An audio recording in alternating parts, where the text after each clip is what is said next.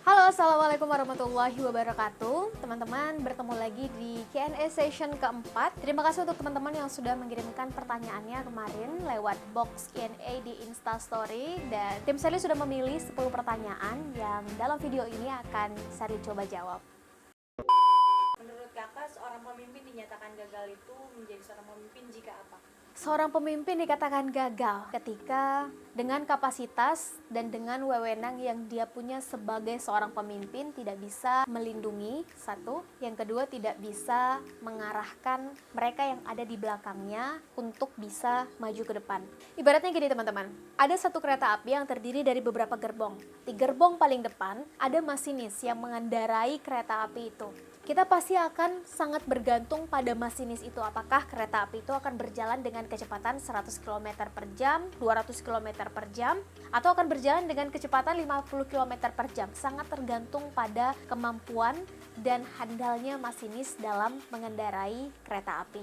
Kemudian di situasi krisis, kemampuan seorang pemimpin itu sangat diuji. Apakah dia bisa mengambil keputusan dengan cepat, tepat, dan penuh dengan perhitungan, atau hanya cenderung menunggu dengan apa yang akan terjadi. Yang jelas, ketika dia dipercaya menjadi seorang pemimpin, maka mari kita nilai kemampuannya dari keputusan-keputusan yang diambil sebagai pimpinan. Kalau dia adalah seorang pemimpin organisasi di tingkat nasional, maka dia dinilai dari keputusan-keputusan yang dia ambil dalam mengomandoi teman-temannya di seluruh Indonesia. Sama, seorang pemimpin negara pun dalam hal ini konteksnya adalah presiden kalau di negara kita, maka kita menilainya dari keputusan kebijakan yang diambil dalam rangka menyelamatkan dan melindungi warga negaranya. Bagaimana dengan mahasiswa yang sudah membayar uang poli kuliah just for kuliah online sampai akhir semester? Sebetulnya ada positifnya, ada negatifnya. Positifnya adalah ya karena dalam situasi dan kondisi seperti ini, adanya wabah virus corona ini, maka ini sebetulnya kita diminta untuk berpikir melebihi hanya sekedar mahasiswa. Kita diminta untuk berpikir keselamatan nyawa banyak orang. Karena dengan kita berdiam di rumah, kita menurunkan sedikit dalam hal ini adalah ego kita untuk bisa datang ke kelas, belajar, mengajar dengan tatap langsung, bisa langsung bertanya saat itu juga dengan dosen. Kita menurunkan sedikit ego kita di situ, maka akan lebih banyak yang terselamatkan. Negatifnya adalah ini membuat kita semakin malas, kita semakin banyak rebahannya dengan alasan bahwa belajar di rumah aja, tapi nyatanya kita lebih banyak tidur, lebih banyak main game, lebih sedikit mengulang kuliah hanya sekedar mengerjakan tugas dan lain-lain. Tapi mari kita menyikapi ini dengan positive thinking teman-teman, bahwa kuliah ini adalah bagian proses untuk kita menjadi satu lebih dewasa, yang kedua menjadi bisa menyelesaikan permasalahan. Jadi proses literasi, kita solving problem. Kuliah ini adalah bagian kita untuk menjadi solusi nantinya ke depan di tengah masyarakat. Maka dengan kita sekarang menurunkan ego kita untuk ya sekarang yang terbaik adalah kuliah dari rumah, yang mengajar dari rumah, maka ini sebetulnya lebih mempertimbangkan aspek jangka panjang. Kita berharap semoga wabah virus corona ini bisa segera berakhir dan semua kegiatan aktivitas kita yang kuliah, yang belajar, mengajar, yang bekerja semuanya bisa kembali seperti semula. Amin. Bagaimana solusi terbaik untuk keadaan sekarang? Perubahan yang sistematis itu tidak akan pernah terjadi kalau tidak ada gerakan dari atas dan gerakan dari bawah.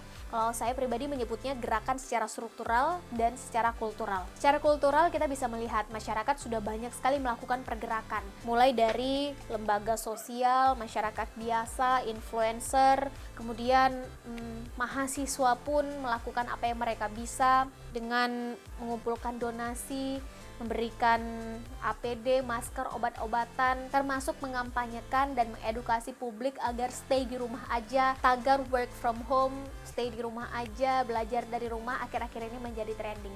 Itu artinya apa? Artinya secara kultural, secara lapisan masyarakat, ini sudah melakukan pergerakan yang tidak biasa untuk menghadapi wabah virus corona ini.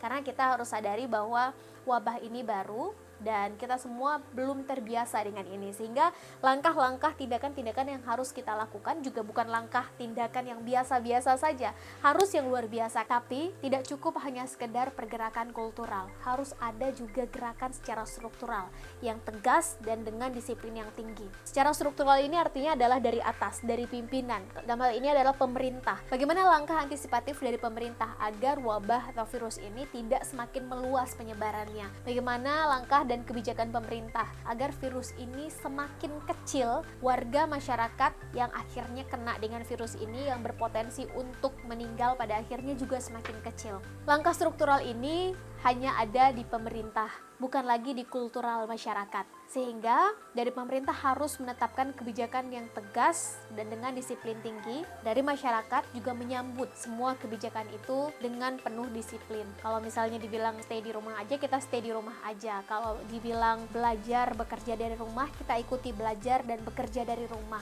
Tapi itu saja tidak cukup. Himbauan-himbauan standar seperti social distancing, mengurangi kerumunan, keramaian, itu tidak cukup untuk menyelesaikan virus ini. Jelas harus ada kebijakan yang benar-benar menutup segala macam kemungkinan yang ini hanya bisa dilakukan oleh pemerintah dengan segala perangkatnya. Dan lockdown, karantina wilayah adalah salah satu kebijakan yang hanya bisa dilakukan oleh pemerintah, pihak struktural yang sangat ditunggu-tunggu oleh masyarakat.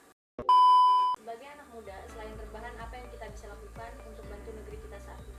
Bantu negeri kita saat ini. Dua hal ini membuat pertanyaan ini merefer pada kondisi sekarang di mana wabah corona menjadi musuh kita bersama. Maka yang bisa kita lakukan adalah pertama, stay di rumah aja sebagai warga negara, patuhi himbauan dari pemerintah. Yang ketiga, ketika teman-teman ada keluangan secara ekonomi, ada kelonggaran, maka bantu kawan-kawan kita. Kawan-kawan kita di tenaga medis yang membutuhkan bantuan APD, teman-teman bisa berdonasi. Kalau teman-teman punya saudara atau mungkin kawan-kawan atau mungkin lingkungan sekitar tetangga yang ternyata pekerjaannya mengharuskan mereka untuk tetap turun langsung, dan ketika mereka memutuskan untuk stay di rumah aja, maka ada rantai ekonomi yang harus putus, maka bantu mereka. Ada banyak hal yang bisa dilakukan untuk membantu, termasuk mengedukasi orang-orang di sekitar lewat apa yang kita punya, sosial media misalnya. Karena sekencang apapun pergerakan positif yang dilakukan oleh masyarakat di bawah, kita semua secara kultural, tanpa ada kunci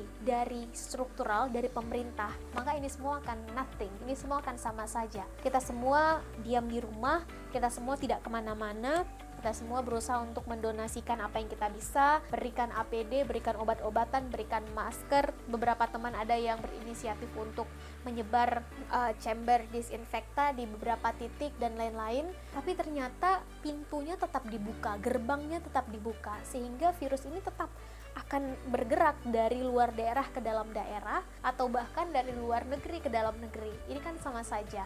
Maka cara paling efektif untuk menyelesaikan masalah hilir adalah cari hulu masalahnya apa, selesaikan masalahnya dari hulu.